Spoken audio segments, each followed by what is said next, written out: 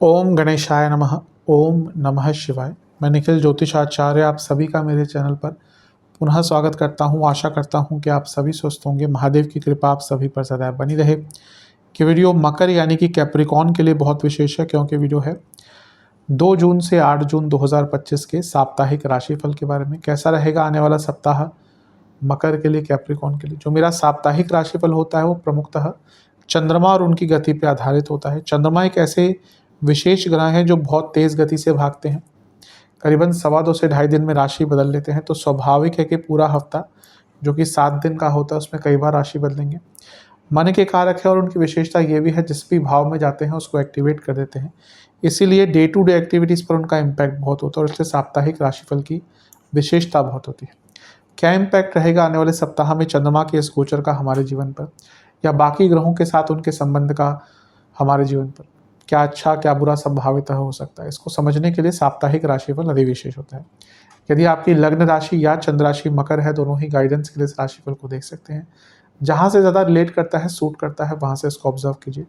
व्यक्तिगत तौर पे मेरा मानना है लग्न राशि से देखेंगे तो अच्छा है। इनकेस नहीं पता आपको अपनी लग्न राशि, तो आप अपनी चंद्र राशि से भी इसको ऑब्जर्व कर सकते हैं। तो शुरू करते हैं अत्यंत महत्वपूर्ण साप्ताहिक राशिफल का। चंद्रमा आपके सप्तम भाव से निकलकर आपके अष्टम भाव में प्रवेश कर जाएंगे। वैसे ये 1 जून की एकदम रात को होगा, इसलिए 2 जून से उनका प्रभाव वहीं पर आएगा सुबह से, और 4 जून सुबह के 8 बजे तक उनका जो गोचर है वहीं पर आएगा। अब चंद्रमा अष्टम के भी बहुत अच्छे नहीं होते, ऊपर से यहाँ पर ग्रहण दोष भी लग गया, वो भी केतु के साथ। तो हफ्ते का जो शुरुआती भाग है थोड़ा सा मानसिक दृष्टिकोण से तंग करने वाला होगा। अष्टम के चंद्रमा इनसिक्योरिटीज से लेकर अनिश्चितता उत्पन्न करते हैं, बुरे डिसीजंस दिलवाते हैं व्यक्ति से, उसको गलत इन्फ्लुएंस में डालते हैं, गलत लोगों के साथ डालते हैं, वो लोगों की बातों में आ जाता है। अब क्योंकि यहाँ पर ग्रहण दोष लग गया तो इसके कारण ये जो प्रभाव है ये और बढ़ जाता है। तो इसलिए कोशिश कीजिए कि जो हफ्ते का शुरुआती भाग है बहुत सरलता और सजगता के साथ बिताइए। कुछ भी बड़ा निर्णय नहीं लेना, अपने आप को मानसिक रूप से किसी भी एक चीज़ में बहुत ज़्यादा इन्वॉल्व करने से बचिएगा, क्योंकि किसी एक चीज़ में घुस गए तो बाकी चीज़ों से आपका दिमाग हट जाएगा और बहुत व्यर्थ की चिंताएं भी यहाँ पर रहेंगी। तो कोशिश करना है कि अपने मानसिक प्रभाव को धूमिल नहीं होने देना, मानसिक हेल्थ को खराब नहीं होने देना। केतु के साथ भी बैठे हैं तो ग्रहण दोष लग रहा है जैसे मैंने कहा, और इसमें क्या होता है ना, नेगेटिव सोच और पुरानी बातें बहुत याद आती हैं, इसके कारण दिक्कतें और बढ़ती हैं।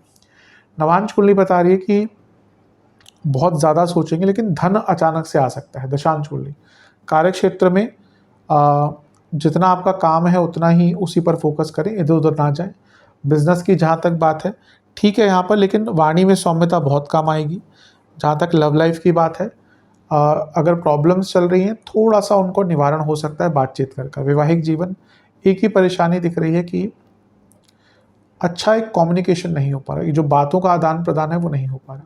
स्टूडेंट्स के लिए ठीक ठाक समय है, आपको थोड़ा सा अपने मेंटल हेल्थ पर काम करना पड़ेगा। सेहत के हिसाब से इन्फेक्शंस, प्राइवेट पार्ट से जुड़ी प्रॉब्लम्स, आँखों की प्रॉब्लम।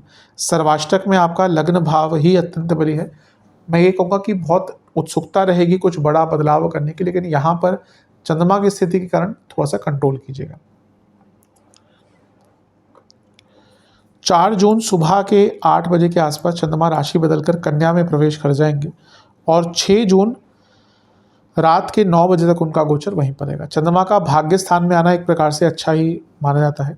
केंद्र के स्वामी है, त्रिकोण में बैठे तो राजयोग ही बनता है, और ये लक्ष्मी स्थान भी है तो पैसा भी आएगा, बिजनेस में पैसा बढ़ेगा। यहाँ पर शनि की दृष्टि भी है जो लग्नेश भी है और धनेश भी है, यानी कि धन भी बढ़ेगा, पैसा भी बढ़ेगा। एक ही चीज़ है, धन भी बढ़ेगा, विश्वास भी बढ़ेगा, और शनि तीसरे घर के हैं यानी कि कुछ नया कर भी पाएंगे। बिजनेस में बहुत आगे बढ़ने का योग बनेगा। लेकिन क्योंकि शनि चंद्र की जोड़ी क्या बनाती है, विषदोष, तो यहाँ पे बॉसेस से संबंध बिगड़ सकते हैं, घर के बड़ों से संबंध बिगड़ सकते हैं, और थोड़ी नकारात्मक सोच हो सकती है। जिनको डिप्रेशन आदि की प्रॉब्लम है उनकी दिक्कत यहाँ पर बढ़ सकती है। मैं यही कहूँगा चंद्रमा धर्म के स्थान में है तो ये जो टाइम है जितना धार्मिक रहकर अपने जीवन की या अपने दिनों की शुरुआत करेंगे उतना आपको सकारात्मकता मिलेगी। गुरु से केंद्र में है, गजकेसरी योग बन रहा है, ये भी ठीक ठाक है। गुरु क्योंकि 12वें घर के स्वामी और विपरीत राजयोग बना रहे हैं और फिर चंद्रमा पर एक इम्पैक्ट डाल रहे हैं गजकेसरी योग के कारण, तो विदेश का कोई कार्य या कोई लीगल कार्य पूर्ण हो सकता है। नवांश कुंडली बता रही है कि पैसा बढ़ेगा। दशांश कुंडली कार्य क्षेत्र में थोड़ी गलतियां हो सकती हैं, बहुत केयरफुली अपने काम को कीजिएगा।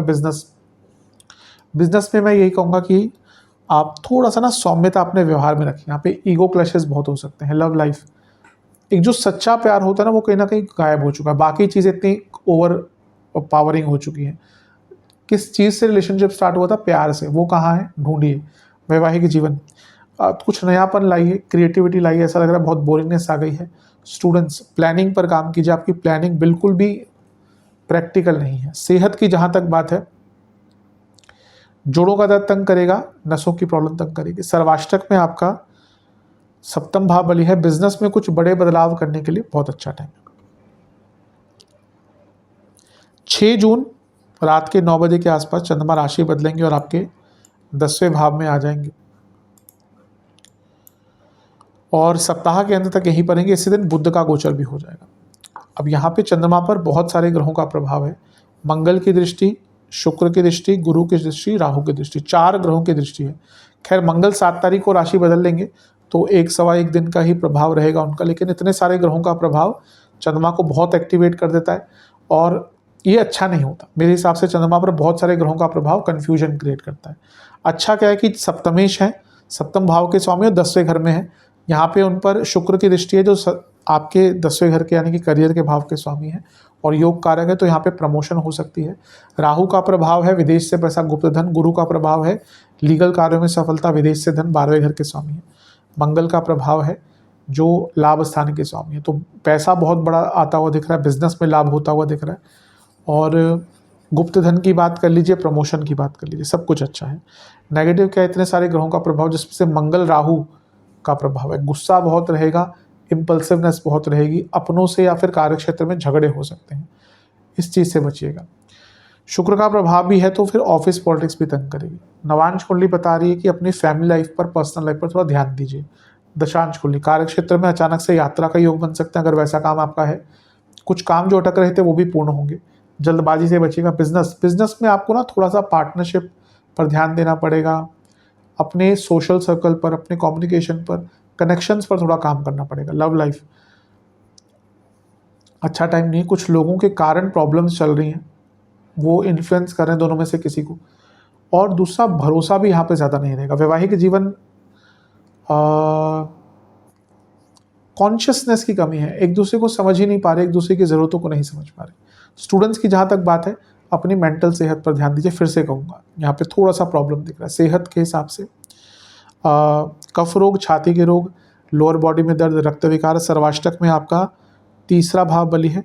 जल्दबाजी से हफ्ते के अंतिम भाग में अपने आप को दूर रखिएगा। उपाय के स्वरूप में ओम रविपुत्राय नमः मंत्र का 21 बार जाप करके शनिदेव को एक सरसों के तेल का दिया अर्पण कीजिएगा। आशा करता हूँ कि वीडियो काम आएगी। चैनल पे नए हैं, सब्सक्राइब कीजिए, वीडियो को लाइक कीजिए। मिलता हूँ आप सभी से अगली वीडियो में, तब तक के लिए ओम नमः शिवाय।